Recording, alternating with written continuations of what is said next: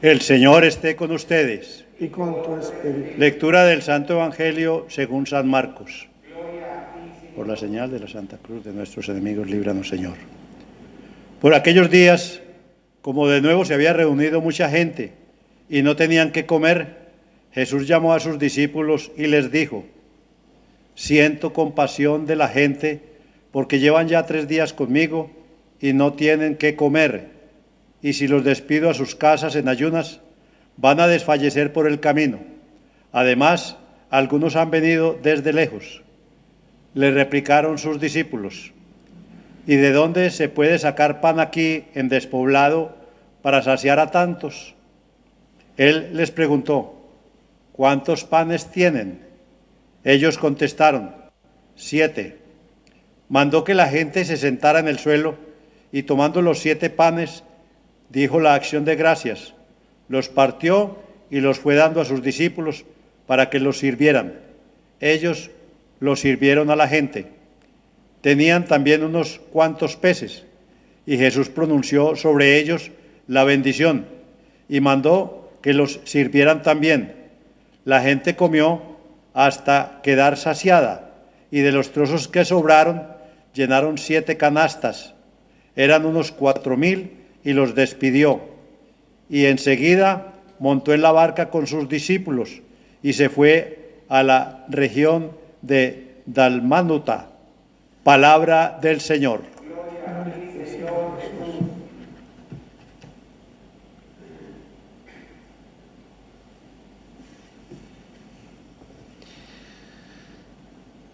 Los evangelios nos cuentan 2 multiplicaciones de los panes por parte de Jesús. En la primera, da de comer a más de 5.000 hombres, sin contar mujeres y niños, multiplicando 5 panes y 2 peces. En la segunda multiplicación, da de comer a más de 4.000 hombres, multiplicando 7 panes y algunos peces. Y este es justamente el evangelio de este día. Se dice que la primera multiplicación estaría en un contexto judío y esta segunda multiplicación estaría en un contexto pagano, es decir, personas que no pertenecían al pueblo judío. Pero la situación es similar. Primero, la gente no tiene que comer. Los discípulos manifiestan la imposibilidad de dar de comer a tanta gente. Segundo, Jesús les pide que pongan en sus manos lo que tienen. Ellos, en este caso, aportan 7 panes y unos pocos peces.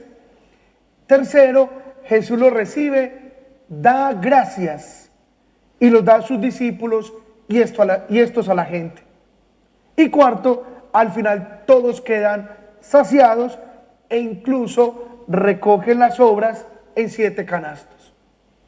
Pues bien, si recordamos, en la primera multiplicación se hablaba de 5 panes y 12 canastos.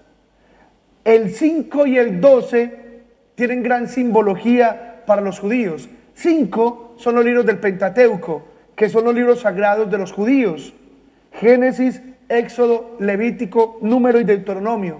Y el número 12 hace referencia a las 12 tribus de Israel. Ahora bien, en esta segunda multiplicación, Jesús multiplica 7 panes. El número 7 en la Biblia significa aquello que es o llegará a ser perfecto. Dios se tomó 7 días para la creación. 70 veces 7 es lo que hay que perdonar. 7 son los dones del Espíritu Santo. Pero además el número 7 expresa la universalidad, es decir, para todos.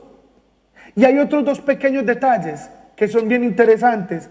En esta segunda multiplicación, Jesús utiliza el verbo griego dar gracias, en lugar de bendecir, que apunta más al mundo judío, como lo hizo en la primera multiplicación de los panes. Por tanto, el mensaje es sencillo.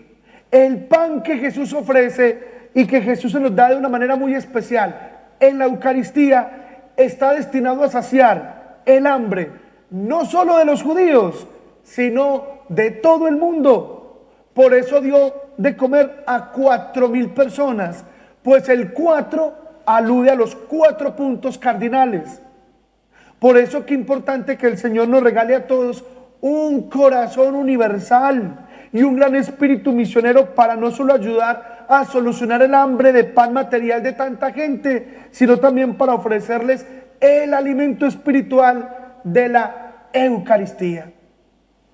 Pero la pregunta que nos hacemos es, ¿y el hombre de hoy es compasivo como lo fue Jesús con la multitud hambrienta?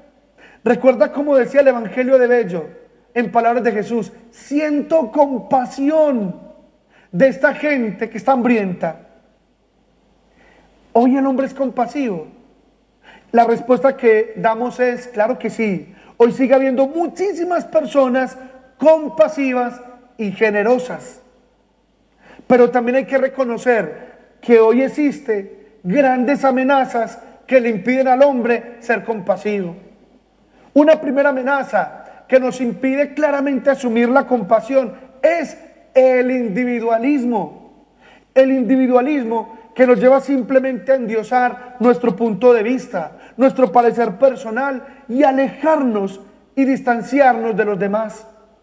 Una segunda amenaza que nos impide asumir la compasión, la indiferencia. La indiferencia que nos lleva a no importarnos el otro, a indolernos, a dejar pasar la necesidad del otro sin hacer nada. Pero también otra tercera amenaza que nos impide la compasión es la insensibilidad. La insensibilidad para con el ser humano, porque hoy hay una gran sensibilidad para otras cosas, no para el ser humano. Hoy, por ejemplo, tenemos gran sensibilidad frente a los animalitos, que está muy bien tener esa sensibilidad con ellos. Frente al cuidado de la ecología, que también está muy bien tener el cuidado del medio ambiente. Pero no hay una gran sensibilidad, por ejemplo, frente a los bebecitos no nacidos. No hay una gran sensibilidad frente a la criaturita que es abortada o asesinada en el vientre materno.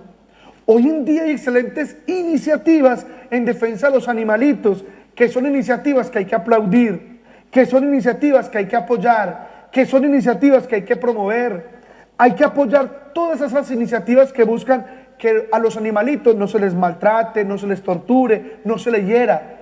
Hay que aportar y apoyar esas iniciativas que buscan que los animalitos tengan bienestar y que se les brinde cuidado, alimento, atención y cariño. Hay que apoyar esas iniciativas que buscan cuidar los animalitos que están en vías de extinción. Son iniciativas que aplaudo y que hay que apoyar. Pero lo que sí es muy lamentable es que una persona que promueva todo esto en favor del bienestar de los animalitos no tenga el mismo sentimiento por el bienestar humano. Me parece muy triste que una persona defienda la vida de los animalitos y no defienda con ese mismo ímpetu la vida humana. Lo vemos con frecuencia, como muchos se rasgan las vestiduras con el maltrato animal y protestan y demandan y manifiestan su indignación. Pero qué curioso que a esos mismos uno no los ve rasgándose de las vestiduras y protestando por la muerte humana, por el maltrato humano, por los abortos de niños inocentes, por la eutanasia a personas mayores y no mayores. Hermanos, no caigamos nunca en exabruptos de querer defender a como de lugar la vida de los animalitos, pero al mismo tiempo siendo indiferentes ante el genocidio del aborto o el exterminio de la eutanasia. Un verdadero cristiano es aquel que defiende y quiere a los animalitos, pero también defiende y quiere la vida humana desde el momento de la concepción hasta el momento en el que Dios decide llamarla. Pero la insensibilidad nos frena, repito, ante la compasión.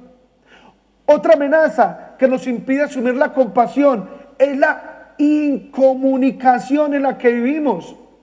Alguno me dirá: padre, pero esto es lo contrario, estamos en la época de la conectividad. Y yo les digo, sí y no. Claro, hoy vivimos hiperconectados virtualmente, pero vivimos desconectados realmente. Por tanto, hoy te invito a que te conectes con la vida, a que te conectes contigo mismo. No me hables maravillas de lo que pasa en el mundo, pero no sabes qué está pasando con tu hermano enfermo.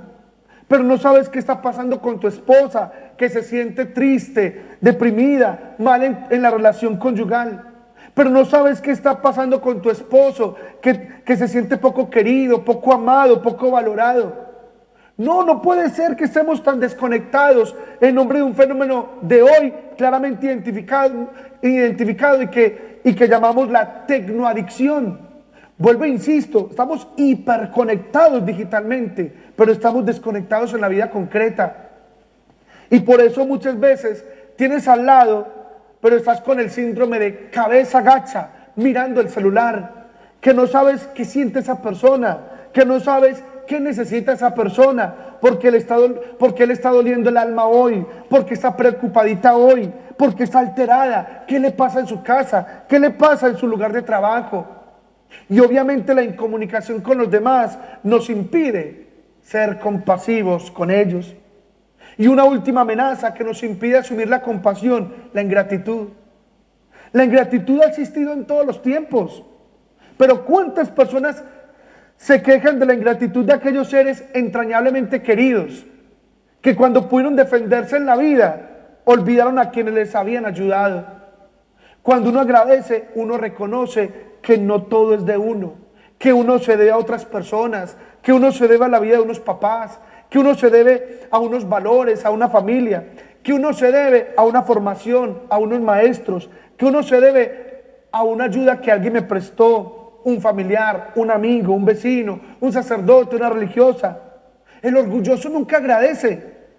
El orgulloso cree que todo se lo merece. El orgulloso siempre pide, pero nunca reconoce con gratitud lo que el otro le ha brindado. Solo el humilde es capaz de ser agradecido. Pensemos, ¿a cuántas personas le tenemos que agradecer en la vida?